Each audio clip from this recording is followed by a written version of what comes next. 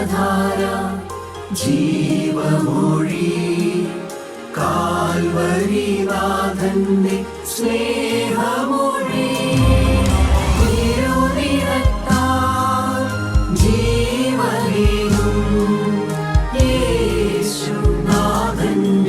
ജീവമൊഴി ജീവധാര ജീവധാര ജീവധാര.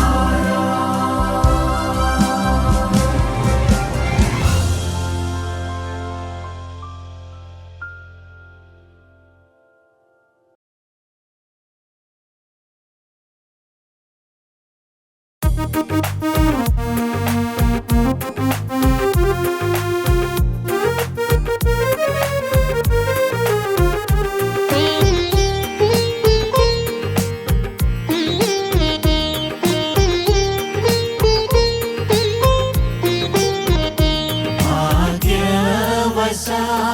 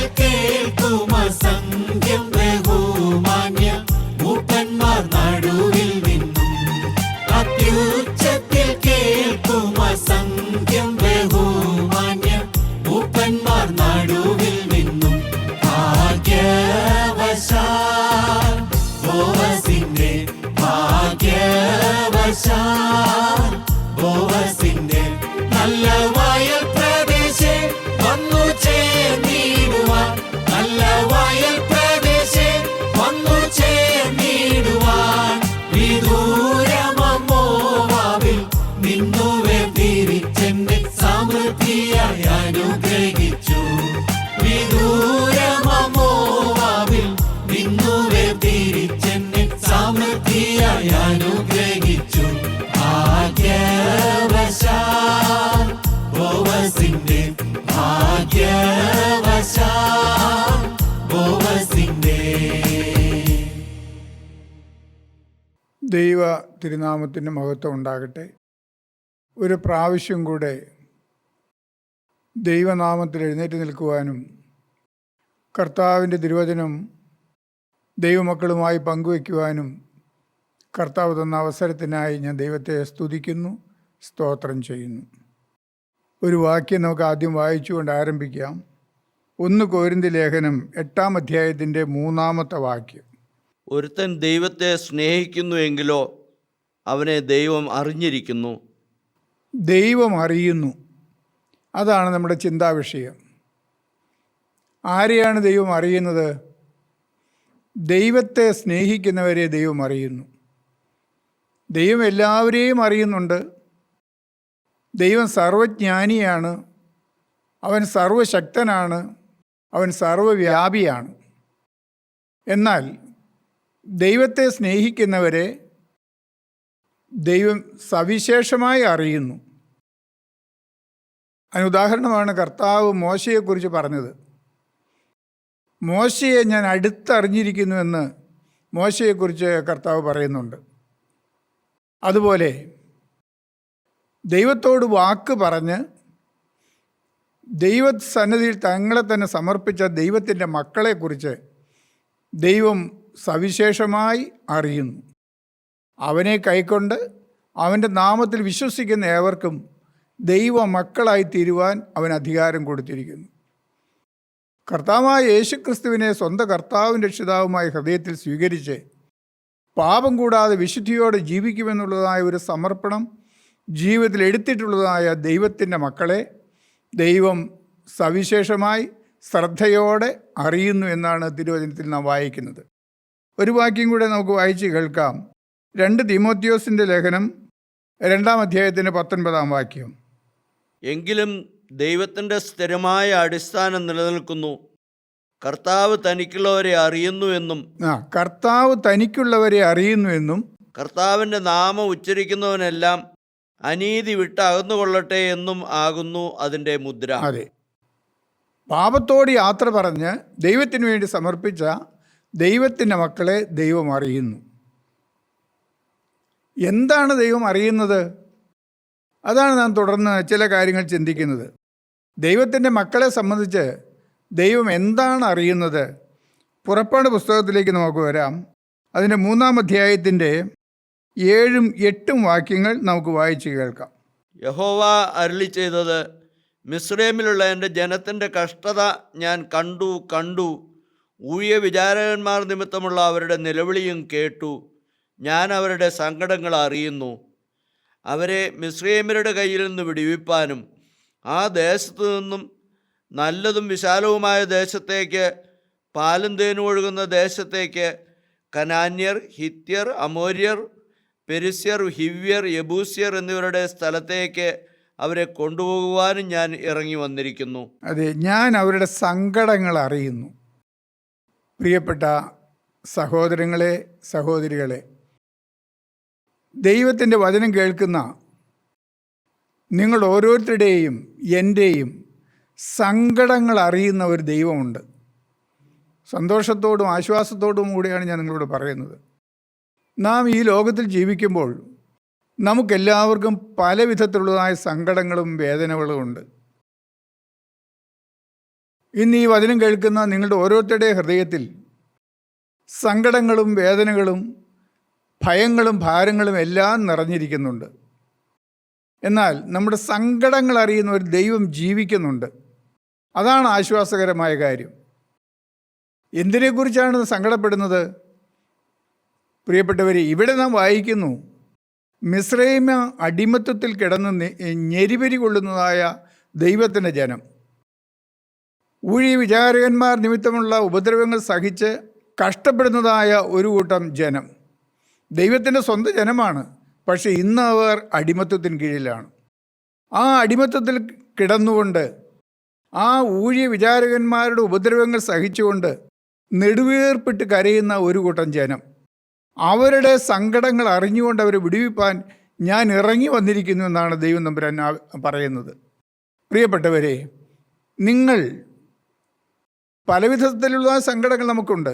എങ്കിലും ഈ ലോകത്തിൽ ഞാൻ പാപത്തിനും പിശാചിനും അടിമപ്പെട്ടിരിക്കുന്നു എന്നും ഈ പാപത്തിൻ്റെയും പിശാചിൻ്റെ അടിമത്തത്തിൽ നിന്ന് രക്ഷിക്കാനാണ് കർത്താവായ യേശുക്രിസ്തു സ്വർഗം വിട്ട് ഭൂമിയിലേക്ക് ഇറങ്ങി വന്ന് സങ്കടങ്ങളും വേദനകളും ഉപദ്രവങ്ങളും നിന്ദയും അപമാനവും സഹിച്ച് ക്രൂശിൽ മരിച്ചതെന്ന് നാം വിശ്വസിച്ചുകൊണ്ട്, കർത്താവേ, എന്നെ എൻ്റെ സങ്കടങ്ങളിൽ നിന്ന് വിടുവിക്കണമേ, എന്നെ പൈശാചികൻ്റെ ആധിപത്യത്തിന് കീഴിൽ നിന്ന് വിടുവിക്കണമേ, അവിടുന്ന് എനിക്ക് വേണ്ടി വാഗ്ദത്തം ചെയ്തതായ നിത്യ കനാനിൽ സ്വർഗീയ രാജ്യത്ത് എന്നെയും എത്തിക്കണമേ എന്ന് വാസ്തവമായ ഹൃദയം നൊന്ത് നാം നിലവിളിക്കുന്നെങ്കിൽ നമ്മുടെ രക്ഷിപ്പാൻ ഇറങ്ങി വരുന്ന ഒരു വാസ്തവമായി ജീവിക്കുന്ന ഒരു ദൈവമുണ്ട്.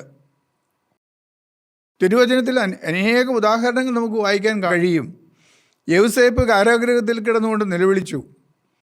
പ്രിയപ്പെട്ടവരെ, കുറ്റം ചെയ്യാതെ, യാതൊരു തെറ്റും ചെയ്യാതെ, പാപം ചെയ്യുകയില്ല എന്ന് ഒരു തീരുമാനം ജീവിതത്തിൽ എടുത്തു എന്നുള്ള കാരണത്താൽ യൗസേപ്പ് 13 വർഷം ജയിലിൽ കഴിയേണ്ടി വന്നു. അവിടെ നിന്നുള്ള മോചനത്തിന് വേണ്ടി ദൈവത്തെ നോക്കി നിലവിളിച്ചു. പക്ഷേ അവൻ ആഗ്രഹിച്ച സമയത്ത് ദൈവം മറുപടി കൊടുത്തില്ല. ഇന്നും വേദനയോടെ നിലവിളിക്കുന്ന പലരുടെയും ഒരു പരാതിയാണ്, എൻ്റെ പ്രാർത്ഥന ദൈവം കേൾക്കുന്നില്ല, എൻ്റെ പ്രശ്നത്തിൻ്റെ പരിഹാരം കിട്ടുന്നില്ല എന്ന്. യൗസേപ്പ് നിലവിളിച്ച ഉടനെ, അല്ലെങ്കിൽ കാരാഗൃഹത്തിലായ ഉടനെ തൻ്റെ നിരപരാധിത്വം ഫറവോൻ്റെ മുമ്പാകെ തെളിയിക്കുകയും അവൻ കാരാഗൃഹത്തിൽ നിന്ന് പുറത്തു വരികയും ചെയ്തിരുന്നെങ്കിൽ എന്താകുമായിരുന്നു? സ്വന്തം ദേശത്തേക്ക് മടങ്ങിപ്പോവുകയും ഒരു ആട്ടിടയനായി തുടർന്ന് ജീവിക്കുകയും ചെയ്യുമായിരുന്നു. എന്നാൽ ദൈവം തക്ക സമയത്ത് അവൻ്റെ നിലവിളി കേട്ടതുകൊണ്ട് അവൻ മിസ്രൈമിലെ മുഖ്യമന്ത്രിയായി ദൈവം അവനെ ഉയർത്തി. ഇതാണ് പലപ്പോഴും നമ്മുടെ ജീവിതത്തിൽ ഏറ്റവും നന്മയ്ക്ക് വേണ്ടിയാണ് നമ്മുടെ പ്രാർത്ഥനകൾക്ക് മറുപടി താമസിക്കുന്നത്. അത് ക്ഷമയോടെ നാം കാത്തിരുന്ന് ദൈവത്തിൻ്റെ സമയത്തിന് വേണ്ടി ക്ഷമയോടെ കാത്തിരുന്ന് നിലവിളിക്കുന്നെങ്കിൽ കർത്താവ് നമ്മുടെ ഓരോരുത്തരുടെയും ജീവിതത്തിൽ അത്ഭുതങ്ങൾ പ്രവർത്തിക്കും. ദാനിയേലിനെ കുറിച്ച് നമുക്കറിയാം. വിഗ്രഹത്തെ ആരാധിക്കുകയില്ല, ജീവനുള്ള സത്യദൈവത്തെ അല്ലാതെ മറ്റൊരുത്തിനെയും ദൈവമായി ആരാധിക്കുകയില്ല എന്നുള്ള തീരുമാനത്തിൻ്റെ പേരിൽ സിംഹക്കുഴിയിൽ വീഴേണ്ടി വന്നു. എന്നാൽ പ്രിയപ്പെട്ടവരെ, അവിടെ ദൈവ സാന്നിധ്യം, സ്വർഗത്തിൽ നിന്ന് മാലാഖമാർ ഇറങ്ങി വന്ന് സിംഹത്തിൻ്റെ വായ അടയ്ക്കുവാനും അങ്ങനെ ദൈവ സാന്നിധ്യം അനുഭവിക്കുവാനും മാത്രമല്ല, ദാനിയേലിൻ്റെ ദൈവം സത്യദൈവമെന്ന് ആ അന്യദേശത്ത് സാക്ഷിക്കപ്പെടുവാനും രാജാവ് തന്നെ ദാനിയേലിൻ്റെ ദൈവം സത്യദൈവമെന്ന് ഏറ്റുപറയുവാനും തക്കവണ്ണം ദൈവം അത് ദൈവനാമം മഹത്വത്തിനായി ഇടയാക്കി. പ്രിയപ്പെട്ടവരെ, നമ്മുടെ വേദനകൾ നാം ദൈവസന്നിധിയിൽ കണ്ണുനീരോടെ പറയുന്നെങ്കിൽ, കർത്താവേ, എനിക്ക് ഇന്ന വിഷയമുണ്ട്, നാളുകളായി ഇന്ന പാപത്തിന്മേൽ ജയമില്ല, കർത്താവേ, ഞാൻ പാപത്തിൽ തോറ്റുപോകുന്നു, ഈ അവസ്ഥയിൽ ഞാൻ മുന്നോട്ട് പോയാൽ പാപത്തിൻ്റെ ഉടമസ്ഥനായ പിശാച് എന്നെ നശിപ്പിച്ച് നിത്യനാശത്തിലേക്ക് കൊണ്ടുപോകും.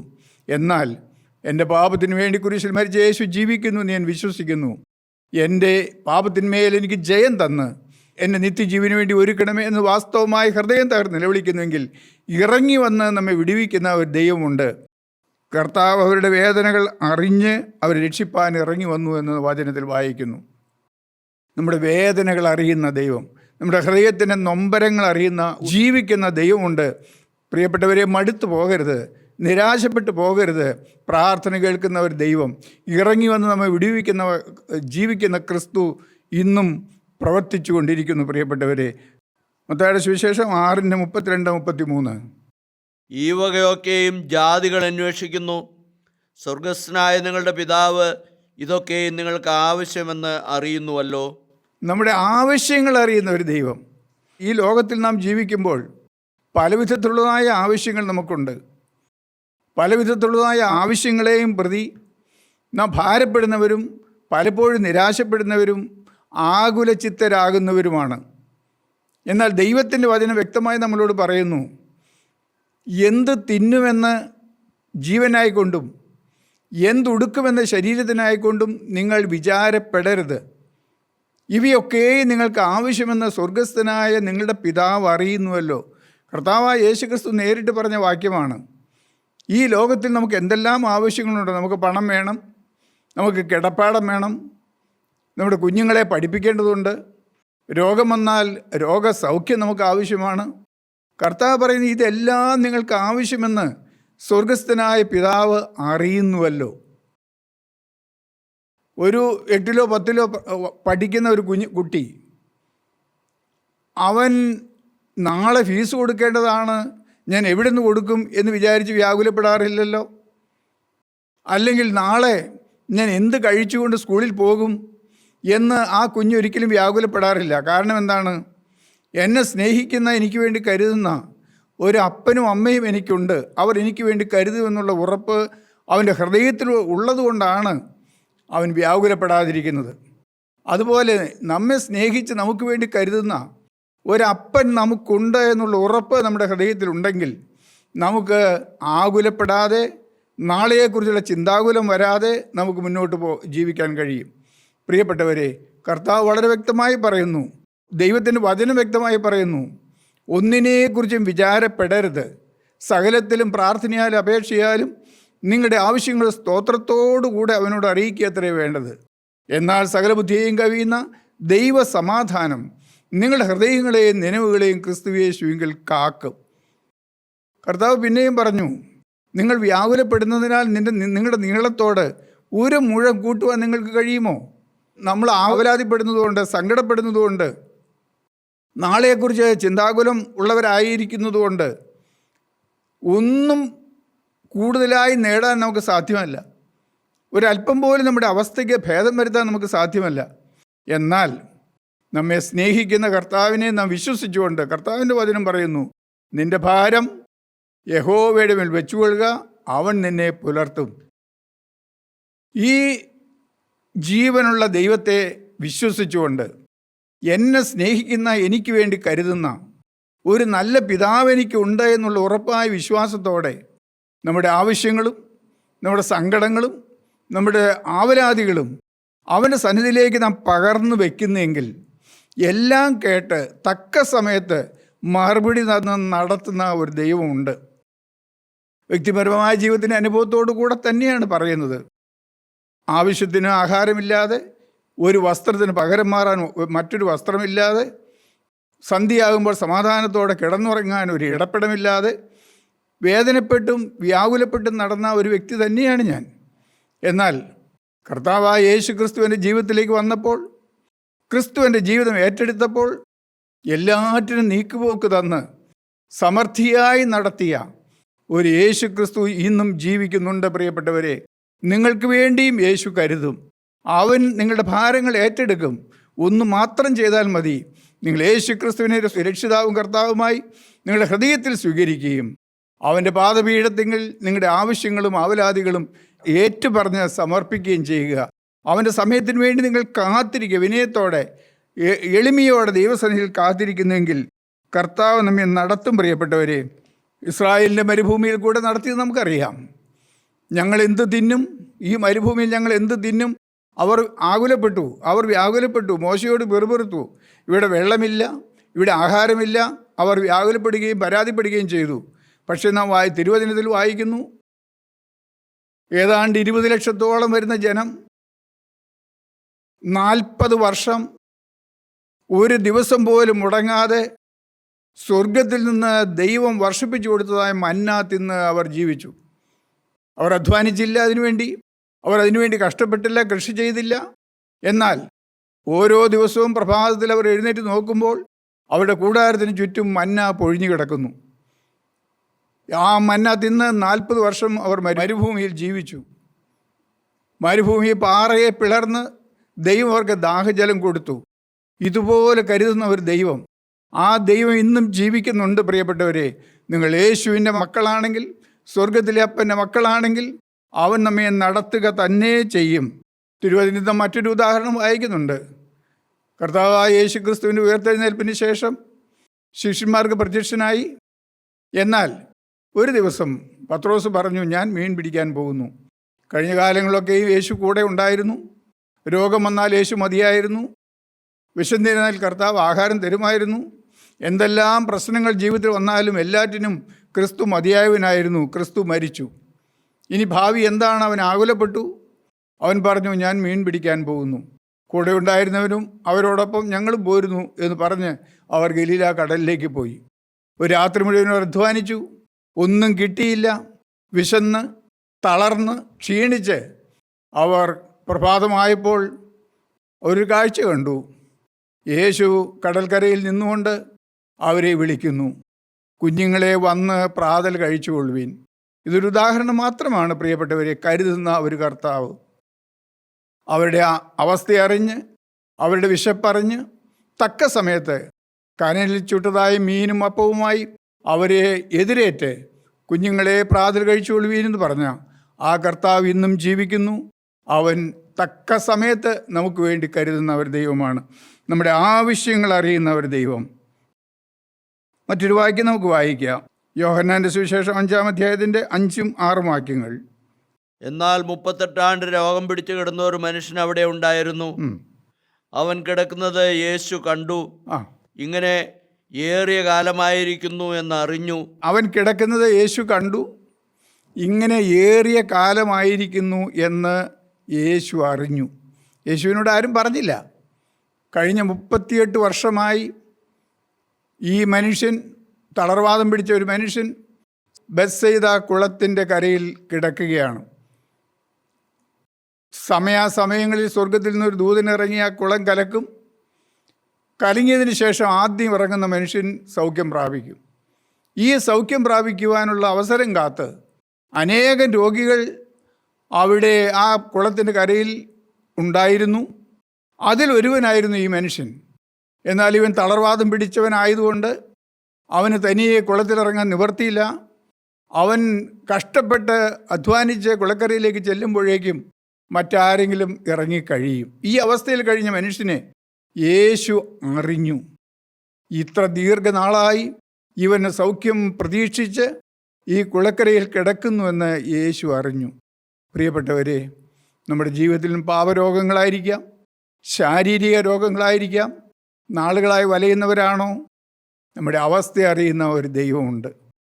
നമ്മുടെ അവസ്ഥ അറിഞ്ഞ് നമ്മുടെ ജീവിതത്തിലേക്ക് ഇറങ്ങി വരുന്ന ഒരു ദൈവം ജീവിക്കുന്നുണ്ട്. പ്രിയപ്പെട്ടവരെ, അതാണ് പ്രത്യാശകരമായ കാര്യം.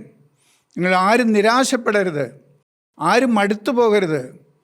നിങ്ങൾ കാത്തിരുന്ന് പ്രാർത്ഥിക്കുന്നെങ്കിൽ എന്നെ കാണുന്ന ഒരു ദൈവമുണ്ട്, എനിക്ക് വേണ്ടി കരുതുന്ന ഒരു കർത്താവുണ്ടെന്ന് വിശ്വസിച്ചുകൊണ്ട് നാം കാത്തിരുന്ന് നിലവിളിക്കുന്നെങ്കിൽ നമ്മുടെ കഷ്ടതയിലേക്ക് ഇറങ്ങി വന്ന് നമ്മുടെ അവസ്ഥ അറിഞ്ഞ് നമുക്ക് സൗഖ്യം തരുന്ന ഒരു ദൈവമുണ്ട്. നമ്മുടെ അവസ്ഥ മാറ്റുന്ന ഒരു ദൈവമുണ്ട്. 38 ആണ്ട് തളർന്നു കിടന്ന മനുഷ്യനോട് കർത്താവ് പറഞ്ഞു, നീ എഴുന്നേറ്റ് നിൻ്റെ കിടക്കയെടുത്ത് നടക്കാം. പ്രിയപ്പെട്ടവരെ, നമ്മുടെ സാഹചര്യങ്ങളെല്ലാം മാറ്റിമറിച്ച് എഴുന്നേൽപ്പിച്ച് സൗഖ്യത്തോടെ നടത്തുമാറാക്കുന്ന ഒരു യേശു ക്രിസ്തു ജീവിക്കുന്നുണ്ട്. നിങ്ങളുടെ ആവശ്യങ്ങൾ എന്താണ്? നിങ്ങളുടെ രോഗമാണോ നിങ്ങളെ അലട്ടുന്നതായ വിഷയം? മറ്റേതെങ്കിലും തരത്തിലുള്ളതായ ഭാര വിഷയങ്ങളാലാണോ നിങ്ങൾ തളർന്നിരിക്കുന്നത്? യേശു, നിങ്ങളെ അറിയുന്ന ക്രിസ്തു ജീവിക്കുന്നു. നിങ്ങൾ മടുത്തു പോകരുത്, നിരാശപ്പെടരുത്. യേശുവിനെ നോക്കി വിളിക്കുക. അവൻ അത്ഭുതങ്ങളുടെ ദൈവമാണ്. 1-ാം നൂറ്റാണ്ടിൽ കർത്താവ് ശരീരത്തിൽ ജീവിച്ചിരുന്നപ്പോൾ എങ്ങനെയെല്ലാം അവൻ അത്ഭുതങ്ങൾ നിവർത്തിച്ചോ അതേ വിധത്തിലോ അതിലധികമായോ ഇന്നും പ്രവർത്തിക്കുന്ന ഒരു ദൈവം. അവൻ്റെ ശക്തി തീർന്നു പോയിട്ടില്ല, അവൻ്റെ കരുണ തീർന്നു പോയിട്ടില്ല. ഇന്നും സ്നേഹത്തോടെ നമ്മെ നോക്കുകയും നമ്മെ അറിയുകയും നമ്മുടെ അവസ്ഥ അറിഞ്ഞ് നമ്മെ സഹായിക്കുകയും ചെയ്യുന്ന ഒരു യേശു ജീവിക്കുന്നു. മറ്റൊരു വാക്യം നമുക്ക് വായിക്കാം. സങ്കീർത്തനങ്ങൾ 44:21. ദൈവം അത് ശോധന ചെയ്യാതിരിക്കുമോ? അവൻ ഹൃദയത്തിലെ രഹസ്യങ്ങളെ അറിയുന്നുവല്ലോ. ഹൃദയത്തിലെ രഹസ്യങ്ങൾ അറിയുന്ന ഒരു ദൈവം.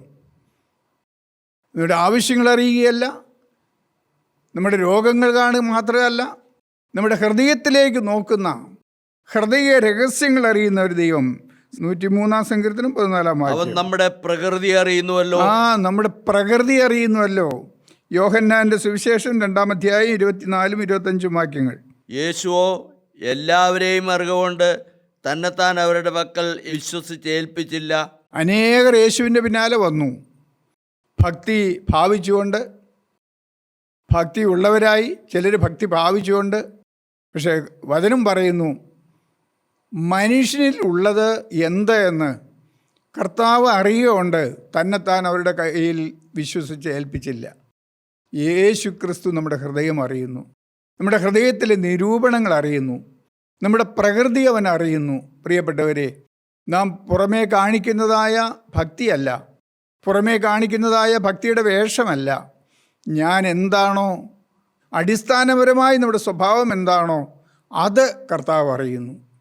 പ്രിയപ്പെട്ടവരെ, അവിടെയാണ് നാമും ഒന്ന് മനസ്സിലാക്കേണ്ടത്.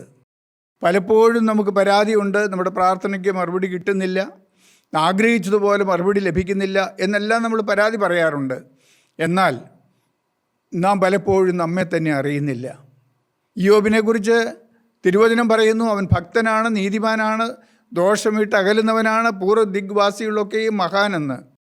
എന്നാൽ യോബ് തന്നെത്താൻ അറിയാതെ പോയ ഒരു കാര്യമുണ്ട്. തൻ്റെ ഹൃദയം എന്താണ്, തൻ്റെ ശരിയായ ആളത്വം എന്താണെന്ന് തിരിച്ചറിയാതെ പോയി. അതുകൊണ്ട് യോബിൻ്റെ ജീവിതത്തിൽ ചില കഷ്ടതകളിൽ കൂടെ കടന്നു പോകേണ്ടി വന്നു. ആ കഷ്ടതയുടെ അവസാനം യോബ് പറയുന്നൊരു കാര്യമുണ്ട്. ദൈവം അവനോട് വചനത്തിലൂടെ ഇടപെട്ട് കഴിഞ്ഞപ്പോൾ യോബ് പറയുന്നു, കർത്താവേ, ഞാൻ നിന്നെക്കുറിച്ചൊരു കേൾവി മാത്രമേ കേട്ടിരുന്നുള്ളൂ, ഇപ്പോൾ ഞാൻ എൻ്റെ സ്വന്തം കണ്ണാലെ നിന്നെ കാണുന്നു, ഞാൻ പൊടിയിലും ചാരത്തിലും ഇരുന്ന് അനുദപിക്കുന്നുവെന്ന്. ഒരിക്കൽ സ്വയം നീതിമാനാണെന്ന് അഭിമാനത്തോടെ പറഞ്ഞ യോബ് ഇപ്പോൾ പറയുന്നു, ഞാൻ പൊടിയിലും ചാരത്തിലും ഇരുന്ന് അനുദപിക്കുന്നു. എന്തുകൊണ്ട്? കഷ്ടതയിലൂടെ കടന്നുപോയി കഴിഞ്ഞപ്പോൾ, ദൈവവചനത്തിലൂടെ അവനോട് ഇടപെട്ട് കഴിഞ്ഞപ്പോൾ അവൻ തന്നെത്താൻ തിരിഞ്ഞു നോക്കി സ്വന്തം പ്രകൃതി എന്താണ്, സ്വന്തം ആളത്വം എന്താണെന്ന് തിരിച്ചറിഞ്ഞു. യെശയ്യാ പ്രവാചകൻ്റെ പുസ്തകവും 6-ാം അധ്യായത്തിൽ നാം വായിക്കുന്നുണ്ട്. പ്രവാചകനായിരുന്നു, ദൈവത്തിൻ്റെ വേല ചെയ്തവനാണ്, ആദ്യത്തെ 5 അധ്യായങ്ങളിൽ നിങ്ങൾക്ക് കഷ്ടമെന്ന് ജനത്തെ ഉപദേശിച്ചവനാണ്. എന്നാൽ 6-ാം അധ്യായത്തിലേക്ക് വന്നപ്പോൾ ജീവനുള്ള ദൈവം ഉയർന്നും പൊങ്ങിയുമുള്ള സിംഹാസനത്തിൽ തേജസ്സോടെ ഇരിക്കുന്നത് പ്രവാചകൻ കാണുകയുണ്ടായി. അപ്പോൾ പ്രവാചകൻ പറയുന്നു, അയ്യോ ഞാൻ അരിഷ്ടൻ, അയ്യോ ഞാൻ അശുദ്ധിയുള്ള മനുഷ്യൻ, ഞാൻ അശുദ്ധിയുള്ള ജനത്തിൻ്റെ മധ്യത്തിൽ വസിക്കുന്നു എന്ന് പറഞ്ഞ് അയ്യം വിളിച്ച് കരയാനിടയായി. പ്രിയപ്പെട്ടവരെ, ഇങ്ങനെ ഒരു അനുഭവം, ദൈവസന്നിധി തന്നെത്താൻ തിരിച്ചറിയുന്ന ഒരു അനുഭവം നമുക്കുണ്ടെങ്കിൽ മാത്രമേ, ദൈവം അറിയുന്നു ശരി, പക്ഷെ നാം തന്നെ നമ്മെ തിരിച്ചറിഞ്ഞെങ്കിൽ മാത്രമേ, ദൈവം കാണുന്നത് പോലെ നാം നമ്മെ തന്നെ തിരിച്ചറിഞ്ഞെങ്കിൽ മാത്രമേ നമ്മുടെ അവസ്ഥയ്ക്ക് ഭേദം വരികയുള്ളൂ, കർത്താവിന് നമ്മുടെ സ്ഥിതി മാറ്റാൻ കഴിയുകയുള്ളൂ, ദൈവത്തിൻ്റെ അനുഗ്രഹം നമ്മിലേക്ക് ധാരാളമായി കടന്നു വരികയുള്ളൂ. പ്രിയപ്പെട്ടവരെ, നാം കരുതുന്ന പോലെ അല്ല പലപ്പോഴും നമ്മുടെ അവസ്ഥ. നമ്മൾ പുറമേ പാപത്തിനൊന്നും പോകാതെ ഒരുവിധം മാനമര്യാദയായി ജീവിക്കുന്നു. ഞാൻ ഭക്തനാണ്, നീതിമാനാണ്, ഞാൻ ദൈവവേലക്കാരനാണ് എന്നെല്ലാം നമ്മൾ അഭിമാനിക്കുമ്പോഴും പ്രിയപ്പെട്ടവരെ, നമ്മുടെ ഹൃദയത്തിൽ പാപം ഒളിഞ്ഞു കിടക്കുന്നുണ്ട്. പാപത്തിൻ്റെതായ പ്രകൃതികൾ നമ്മുടെ ഉള്ളത്തിൽ ഒളിഞ്ഞിരിക്കുന്നുണ്ട്. പരിശുദ്ധാത്മാവിൻ്റെ വെളിച്ചത്തിൽ ദൈവസന്നിധിയിലിരുന്ന് നമ്മെ തന്നെ ശോധന ചെയ്ത് നമ്മെ തന്നെ അറിയണം പ്രിയപ്പെട്ടവരെ. അപ്പോഴാണ് കർത്താവിൻ്റെ കൃപ നമ്മിലേക്ക് വരുന്നത്. ദൈവം നമ്മുടെ ഹൃദയങ്ങൾ അറിയുന്നു, നമ്മുടെ അവസ്ഥ അറിയുന്നു, ഹൃദയത്തിലെ രഹസ്യങ്ങൾ അവൻ കാണുന്നു. അനനിയാസിനെയും സഫീറയെക്കുറിച്ച് തിരുവചനത്തിൽ നാം വായിക്കുന്നുണ്ട്. രണ്ടുപേരും ആദിമസഭയിൽ കൂട്ടായ്മയിൽപ്പെട്ട ആളുകളായിരുന്നു. പുറമേ കാണുമ്പോൾ നല്ല ഭക്തരായിരുന്നു. ആദിമസഭയിലെ ആളുകൾ അവരുടെ വസ്തുവകകൾ വിറ്റ് അപ്പോസ്തലന്മാരെ ഏൽപ്പിക്കുകയും എല്ലാം പൊതുവക എന്ന് എണ്ണിക്കൊണ്ട് ഒരു മനസ്സോടെ ജീവിക്കുകയും ചെയ്തിരുന്ന ആ കാലത്ത് കൂട്ടായ്മയിൽ സ്ഥാനം കിട്ടുന്നതിന് വേണ്ടി, അംഗീകാരം ലഭിക്കുന്നതിന് വേണ്ടി അനനിയാസും സഫീറയും അവരുടെ വസ്തുവകയും വിറ്റു അപ്പോസ്തലനായ പത്രോസിൻ്റെ കാൽക്കൽ കൊണ്ടുവന്നു. അനനിയാസിനോട് ചോദിച്ചു, നീ എത്രയ്ക്കോ നിലം വിറ്റത്? അവൻ ധൈര്യത്തോടെ പറഞ്ഞു, അതേ എന്ന്. അപ്പോൾ തന്നെ അവൻ പിടഞ്ഞു വീണ് മരിക്കുന്നതാണ് നാം കാണുന്നത്. അല്പസമയത്തിന് ശേഷം ഭാര്യയായ സഫീറയും പ്രാർത്ഥനയ്ക്ക് വേണ്ടി കടന്നു വന്നു. അവളോടും ചോദിച്ചു, നിങ്ങൾ ഇത്രയ്ക്കോ നിലം വിറ്റത്? അവളും പറഞ്ഞു, അതെ. അപ്പോസ്തലനായ പത്രോസ് പറഞ്ഞു, നിങ്ങൾ പരിശുദ്ധാത്മാവിനോടാണ് വ്യാജം കാണിച്ചത്. വിൽക്കുന്നതിന് മുൻപേ അവരുടേതായിരുന്നു, വിറ്റ ശേഷവും അവരുടേതായിരുന്നു. അല്ല, ഞങ്ങൾ അല്പം എടുത്തു വെച്ചിട്ട് ബാക്കിയാണ് കൊണ്ടുവന്നതെന്ന് സമ്മതിച്ചിരുന്നെങ്കിൽ അവർക്കൊരു ദോഷവും വരുമായിരുന്നില്ല. എന്നാൽ അവരുടെ ഹൃദയത്തിലെ ആ പൈശാചികമായ സ്വഭാവം, വ്യാജം പറയുന്ന സ്വഭാവം, വഞ്ചന പ്രവർത്തിക്കുന്ന സ്വഭാവം, അതിനവരെ സമ്മതിച്ചില്ല. അവർ വ്യാജം കാണിച്ചു, അവർ പിടഞ്ഞു വീണ് മരിച്ചു. പ്രിയപ്പെട്ടവരെ, പലപ്പോഴും നമ്മുടെ ജീവിതത്തിൽ സംഭവിക്കുന്ന കാര്യം അതാണ്. കപടഭക്തി, വേഷഭക്തി. ഉള്ള അവസ്ഥ ഒന്ന്, കാണിക്കുന്നത് മറ്റൊന്ന്. പ്രിയപ്പെട്ടവരെ, ഇങ്ങനെ ഒരിക്കലും ആയിത്തീരുവാൻ നമുക്ക് ഇടയാകരുത്. ദൈവസന്നിധിയിൽ വ്യാജം കാണിക്കുവാൻ നമുക്ക് ഇടയാകരുത്. ഒരു വാക്യം കൂടി നമുക്ക് വായിച്ച് അവസാനിപ്പിക്കാം. സങ്കീർത്തനം 139:1 മുതൽ 4 വരെയുള്ള വാക്യങ്ങൾ. യഹോവേ, നീ എന്നെ ശോധന ചെയ്ത് അറിഞ്ഞിരിക്കുന്നു. ഞാൻ ഇരിക്കുന്നതും എഴുന്നേൽക്കുന്നതും നീ അറിയുന്നു. ഞാൻ ഇരിക്കുന്നതും എഴുന്നേൽക്കുന്നതും നീ അറിയുന്നു. എന്റെ നിരൂപണം നീ ദൂരത്ത് നിന്ന് എൻ്റെ ഗ്രഹിക്കുന്നു. നിരൂപണം നീ ദൂരത്ത് നിന്ന് ഗ്രഹിക്കുന്നു. എന്റെ നടപ്പും കിടപ്പും നീ ശോധന ചെയ്യുന്നു. എൻ്റെ നടപ്പും കിടപ്പും നീ ശോധന ചെയ്യുന്നു. എന്റെ വഴികളൊക്കെയും നിനക്ക് മനസ്സിലായിരിക്കുന്നു. പ്രിയപ്പെട്ടവരെ, ജീവനുള്ള ദൈവം, നാം ഇരിക്കുന്നതും എഴുന്നേൽക്കുന്നതും അറിയുന്ന ദൈവം, നമ്മുടെ ഹൃദയത്തിലെ നിരൂപണങ്ങൾ പോലും വായിച്ചറിയുന്നവനായ ഒരു ദൈവം, എൻ്റെ കൈകളുടെ പ്രവൃത്തിയും എൻ്റെ കാലുകളുടെ നടപ്പും അറിയുന്നവനായ ഒരു ദൈവം. പ്രിയപ്പെട്ടവരെ, ദൈവം അറിയാതെ ഒരു കാര്യവും നമുക്ക് പ്രവർത്തിക്കാൻ സാധ്യമല്ല. ദൈവം അറിയാത്ത ഒരു കാര്യവും നമ്മുടെ ജീവിതത്തിലില്ല. ഈ ദൈവത്തിന് മുമ്പിലാണ് നമ്മൾ ജീവിക്കുന്നത്. നമ്മുടെ ഹൃദയത്തിലെ നിരൂപണങ്ങൾ, ഞാൻ പറയാൻ വരുന്ന വാക്കുകൾ ഞാൻ പറയുന്നതിന് മുൻപേ അറിയുന്ന ദൈവം, ഞാൻ പ്രവർത്തിക്കാൻ ആഗ്രഹിക്കുന്ന കാര്യങ്ങൾ പ്രവർത്തിക്കുന്നതിന് മുൻപേ അറിയുന്നവനായ ഒരു ദൈവത്തിൻ്റെ കൺമുമ്പിലാണ് നാം ജീവിക്കുന്നത്. അതുകൊണ്ട് എന്ത്, പ്രിയപ്പെട്ടവരെ, നമ്മെ അറിയുന്ന ദൈവം, ഈ ദൈവത്തിൻ്റെ സന്നിധിയിൽ പ്രസാദകരമായി ജീവിക്കുവാൻ നമുക്ക് നമ്മെ തന്നെ ഒരുക്കാം, നമ്മെ തന്നെ ദൈവത്തിന് സമർപ്പിക്കാം. നമുക്ക് ദൈവത്തിൻ്റെ പരിശുദ്ധാത്മാവിൻ്റെ വെളിച്ചത്തിൽ നമ്മെ തന്നെ പരിശോധിച്ച് പുതിയ തീരുമാനത്തോടും പുതിയ സമർപ്പണത്തോടും നമ്മുടെ ജീവിതം ദൈവകരങ്ങളിൽ ഏൽപ്പിച്ചു കൊടുക്കാം. നമ്മെ അറിയുന്നവനായ ഒരു ദൈവം. നമുക്ക് പ്രാർത്ഥിക്കാം ഒരു നിമിഷം. സ്നേഹം നിറഞ്ഞ ഞങ്ങളുടെ സ്വർഗീയ പിതാവേ, ഞങ്ങളുടെ അമ്മയുടെ ഉദരത്തിൽ ഉരുവാകുന്നതിന് മുൻപേ ഞങ്ങളെ അറിഞ്ഞ് ഞങ്ങളെ വിളിച്ച് വേർതിരിച്ച ദൈവമേ, ഞങ്ങളെ മുഴുവനായും ശുദ്ധീകരിച്ച് നിത്യരാജ്യത്തിന് കൊള്ളാകുന്നവരാക്കി ഞങ്ങളെ രൂപാന്തരപ്പെടുത്തണമേ നിങ്ങൾ പ്രാർത്ഥിക്കുന്നു. അതിനായി ഞങ്ങളുടെ ജീവിതം തൃക്കരങ്ങളിലേക്ക് ഫലം വെളിപ്പിക്കുന്നു. യേശുവിൻ നാമത്തിൽ പ്രാർത്ഥിക്കുന്നു. കൃപയോടെ കേൾക്കുമാറാകണമേ. ആമേൻ.